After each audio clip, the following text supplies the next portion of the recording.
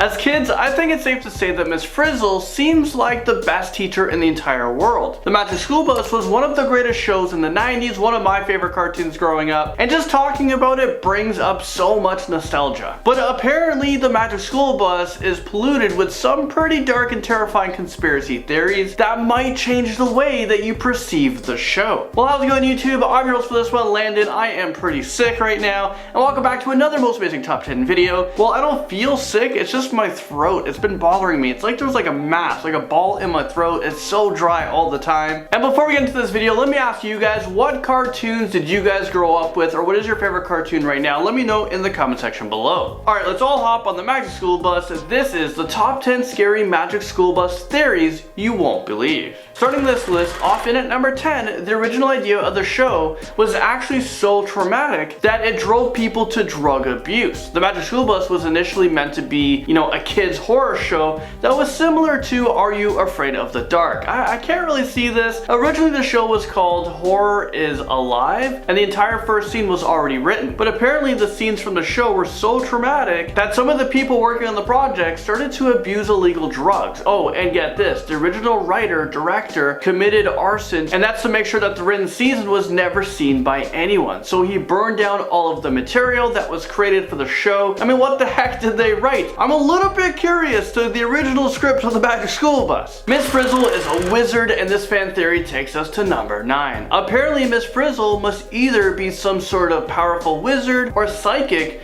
because she always manages to stay calm and get the class out of like any life-threatening events that they always seem to be in every episode. Some people even believe that she went to Hogwarts School of Magic, but then she dropped out because she was failing. Maybe that explains why her field trips are, sometimes disastrous, and oftentimes we see the kids facing some pretty dangerous scenarios. Maybe the Frizz needs to go back to wizard school so that she can relearn, the fundamentals. Number 8, Miss Frizzle was basically a child abductor. Think about it for a minute. Miss Frizzle told the parents that she would be taking them on, innocent field trips. Sometimes she says that she was taking them to the zoo or the planetarium, when in reality, she was taking them to outer space or Antarctica. If you were these parents, wouldn't you be super upset? I know I would be. She's lying to these parents and taking them on these crazy field trips where they have an 88% chance of dying or losing a limb. I mean, she's exposed them to radiation, hypothermia, and some other pretty intense situations. I bet the majority of the time she didn't even get the permission slips from the parents. Or maybe like she's forging them herself. It seems like she kidnapped them during the day and made sure that they were back when school was over. I mean, what's stopping her from kidnapping all of these kids and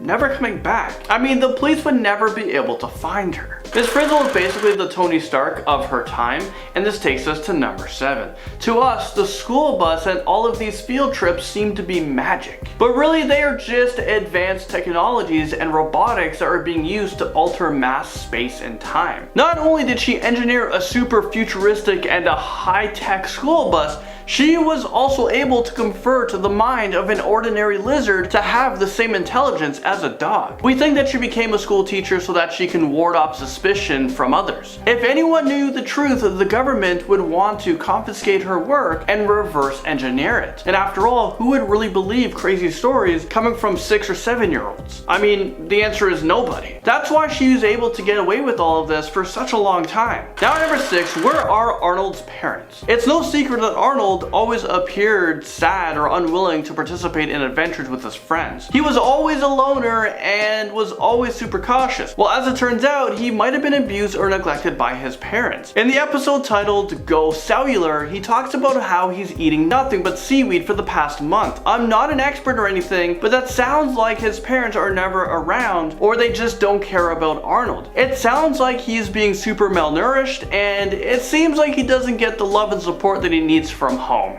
Miss Frizzle and all of the kids were high on drugs, and this insane theory that might be plausible takes us to number 5. Apparently Miss Frizzle should have lost her teaching license a very long time ago, because every day that she showed up for work, well, she was either high or on some pretty intense drugs. She turned her Magic School Bus into a hotbox, and whenever she took the kids on a field trip, well, she would hotbox the heck out of those kids. Think about it for a second. All of those crazy field trips can never happen in real life, right?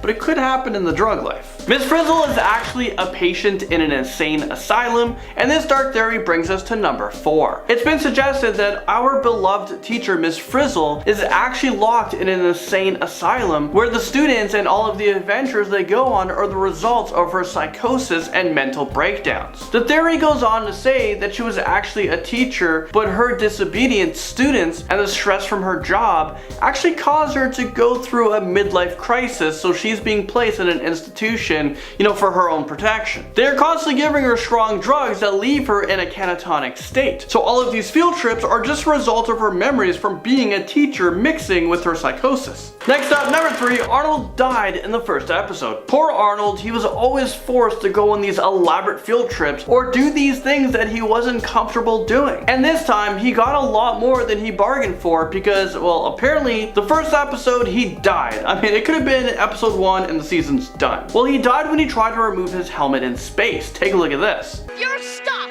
Arnold! No!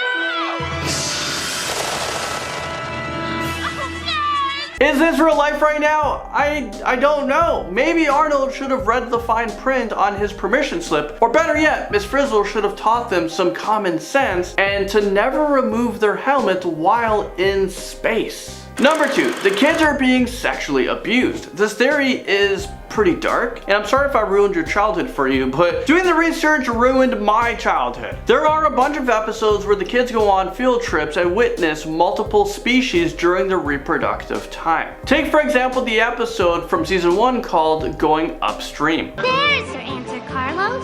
What? Is he some sort of car wash? No! Don't eggs have to be fertilized by the males before they can grow and hatch? The kids are converted into miniature size and they're put into salmon eggs. Later on, you can see that the male salmon ejaculates on the eggs while the kids are still in there. So what if these kids were actually being sexually abused on field trips and they just come up with these wild stories, as a way to cover up from the trauma, and their parents never believe them? Miss Frizzle is a cold-blooded murderer, and this takes us to number 1. Alright, so it's speculated that Miss Frizzle is involved with a top secret organization who built and manufactured a magic school bus. Miss Frizzle would take her students on crazy field trips so that she can test their endurance and strength. The weaker students would be brutally murdered while the remaining students would be taken to a secret laboratory to have their minds erased. The organization and Miss Frizzle would teach these kids to be cold-blooded murderers who were trained to take control over Earth. This would explain why her class was so small. Not everyone made it out alive. Well, there you guys have it. I was your host for this one, Landon Do Not Sing. I never thought I could get through this video. My throat is absolutely killing me, but if you guys made it to the end, you guys made it to the bloopers, I hope you guys enjoy.